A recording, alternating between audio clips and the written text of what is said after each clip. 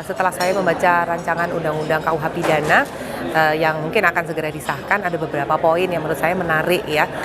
Yang pertama tadi saya sampaikan adalah pembatasan usia anak ya, pembatasan usia anak ketika dia menjadi korban dari delik aduan.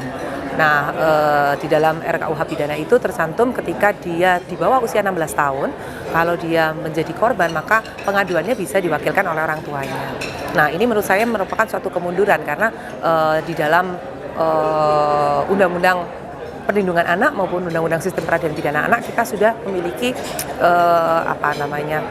usia ya, batasan usia ya, yang disebut anak itu siapa? Itu kan mereka yang ada di bawah 18 tahun. Kenapa kok kita menjadi 16 tahun? Itu yang pertama.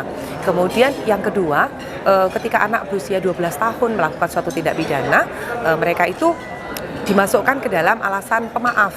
Nah, ini yang tidak kalah menariknya menurut saya, karena saat ini anak yang melakukan suatu tindak pidana itu banyak sekali mereka yang usianya di bawah 12 tahun gitu ya. Kalau dimasukkan ke alasan pemaaf ini, bagaimana keadilan bagi si korban? Itu yang kedua.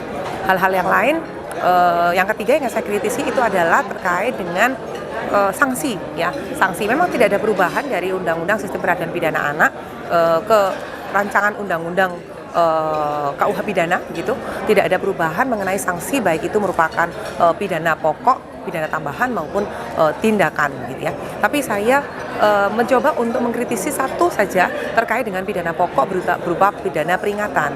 Nah, dalam pidana peringatan ini menurut saya kurang tepat dimasukkan menjadi sanksi pidana pokok, karena kalau kita lihat tujuan dari sanksi pidana dan peringatan itu adalah hal yang berbeda gitu ya.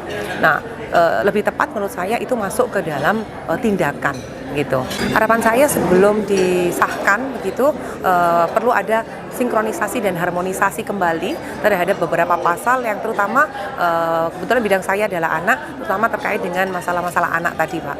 Baik itu bicara tentang tadi pertama bicara tentang anak sebagai korban dalam delik aduan, kemudian yang kedua adalah alasan pemaaf ketika dia melakukan tindak pidana berusia di bawah 12 tahun, dan yang ketiga adalah ketika kita menjatuhkan sanksi berupa peringatan kepada anak yang sudah ya di atas 14 tahun.